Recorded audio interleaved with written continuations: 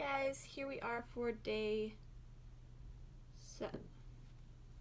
Day 7? Yes, day 7? Should have worn this on day 6 because last reading was all about like, hey, the stars in the sky, that's how many descendants you're gonna have. Oh well.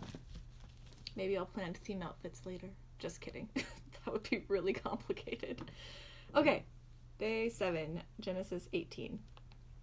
The Lord appeared to Abraham near the great trees of Mamre? Somewhere. While he was sitting at the entrance to his tent in the heat of the day, Abraham looked up and saw 3 men standing nearby. When he saw them, he hurried from the entrance of his tent to meet them and bowed low to the ground. He said, "If I have found favor in your eyes, my lord, do not pass your servant by. Let a little water be bought, and then you may all wash your feet and rest under this tree. Let me get you something to eat so you can be refreshed. Then go on your way. Now that you have come to your servant." "Very well," they answered. "Do as you say." So Abraham hurried to the tent to Sarah. "Quick," he said, "get 3 seahs. I don't know what that is. Of the finest flour and knead it and make some bread." Then he ran to the herd and selected a choice tender calf and gave it to a servant who hurried to prepare it. Then he brought some curds and milk and the calf that had been prepared. He had set all before them. While they ate, he stood near them under a tree. "Where is your wife Sarah?" they asked him. "Here in the tent," he said. Then one of them said, "I will surely return to you about this time next year, and Sarah, your wife, will have a son." Now Sarah was listening at the entrance to the tent, which was behind him. Abraham and Sarah were already very old, and Sarah was past the age of childbearing. So Sarah laughed to herself as she thought, "After I am worn out and my Lord is old, now I will have this pleasure?" When the Lord said to Abraham, "Why did Sarah laugh and say, 'Will I really have a child now that I am old?' Is anything too hard for the Lord? I will return to you at the appointed time next year, and Sarah will have a son." Sarah was afraid, so she lied and said, "I did not laugh." But he said, "Yeah, you did." Well, he said, "Yes, you did laugh." Abraham laughed too. Why is all the heat on Sarah? Okay. When the men got up to leave, they looked down towards Sodom, and Abraham walked along with them to see them on their way. Then the Lord said, "Shall I hide from Abraham what I am about to do? Abraham will surely become a great and powerful nation, and all nations on earth will be blessed through him. For I have chosen him, so that he will direct his children and his household after him to keep the way of the Lord by doing what is right and just, so that the Lord will..." Talk about run-on sentences. These sentences go on forever, and I never know when to take a breath. Okay. So that the Lord will bring about for Abraham what he has promised him. Then the Lord said, "The outcry against Sodom and Gomorrah is so great, and their sin is so grievous, that I will go down and see what they have done, and see if what they have done is as bad as the outcry that has reached me. If not, I will know." The men turned away and went toward Sodom, but Abraham remained standing before the Lord. Then Abraham approached him and said, "Will you sweep away the righteous with the wicked? What if there are 50 righteous people in the city? Will you really sweep it away and not spare the place for the sake of the 50 righteous people in it? Far be it from you to do such a thing, to kill the righteous with the wicked, treating the righteous and the wicked alike. Far be it from you. Will not the judge of all the earth do right?"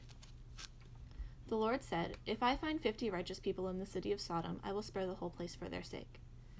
Then again Abraham spoke up. "Now that I have been so bold as to speak to the Lord, though I am nothing but dust and ashes, what if the number of righteous in the city is 5 less than 50? Will you destroy the whole city for a lack of 5 people? If I find 45 there," he said, "I will not destroy it." Once again he spoke to him. "What if only 40 are found there?" He said, "For the sake of 40, I will not do it." Then he said, "May the Lord not be angry, but let me speak. What if only 30 can be found there?"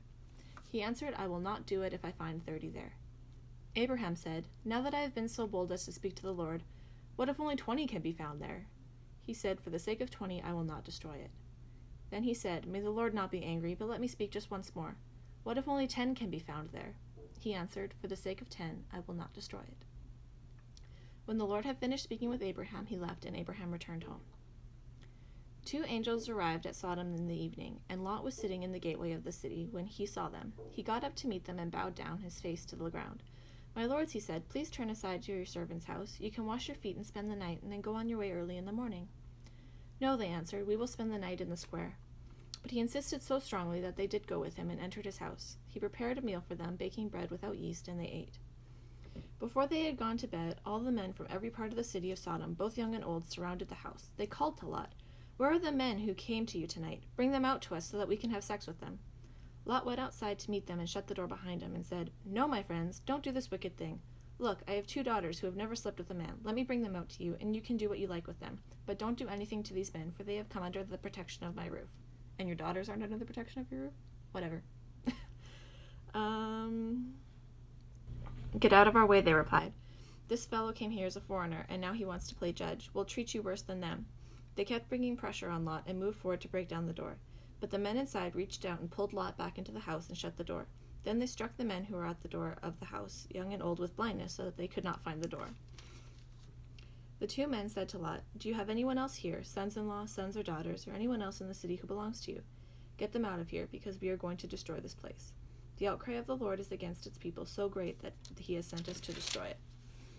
So Lot went out and spoke to his sons-in-law, who were pledged to marry his daughters. He said, "Hurry and get out of this place, because the Lord is about to destroy this city." But his sons-in-law thought he was joking. It's not a joke. If it is, that's a really bad one. With the coming of dawn, like, I can see them thinking, like, no, he's crazy. Like, that makes sense, but, like, oh, he's joking? Like, why would anyone joke about something like that? Anyway, with the coming of dawn, the angels urged Lot, saying, "Hurry, take your wife and 2 daughters who are here, or you will be swept away when the city is punished." When he hesitated, the men grasped his hand and the hands of his wife and his 2 daughters and led them safely out of the city, for the Lord was merciful to them. As soon as they had brought them out, one of them said, "Flee for your lives, don't look back, and don't stop anywhere in the plain. Flee to the mountains, or you will be swept away." But Lot said to them, "No, my lords, please, your servant has found favor in your eyes. You have showed great kindness to me in sparing my life. But I can't flee to the mountains. This disaster will overtake me, and I'll die. Look, there is a town near enough to run to, and it is small. Let me flee to it. It is very small, isn't it? Then my life will be spared." He said to him, "Very well, I will grant this request too. I will not overthrow the town you speak of, but flee there quickly, because I cannot do anything until you reach it." That is why the town was called Zor. By the time Lot reached Zor, or Zoar, who knows? Historians probably know. The sun had risen over the land. Then the Lord rained down burning sulfur on Sodom and Gomorrah from the Lord out of the heavens. Thus he overthrew those cities and the entire plain, destroying all those living in the cities and also the vegetation in the land. So when God destroyed the cities of the plain, he remembered Abraham and he brought Lot out of the catastrophe that overthrew the cities where Lot had lived. But Lot's wife looked back, and she became a pillar of salt. Early the next morning, Abraham got up and returned to the place where he had stood with the Lord. He looked down towards Sodom and Gomorrah, towards the land of the plain, and he saw dense smoke arising from the land, like smoke from a furnace. Lot and his 2 daughters left Zor and settled in the mountains, for he was afraid to stay in Zor. He and his 2 daughters lived in a cave. One day the older daughter said to the younger, "Our father is old, and there is no man around here to give us children, as is the custom over all the earth. Let's get our father to drink wine, and then sleep with him and preserve our family line through our father." That night they got their father to drink wine, and the older daughter went and slept with him. He was not aware of it when she lay down or when she got up.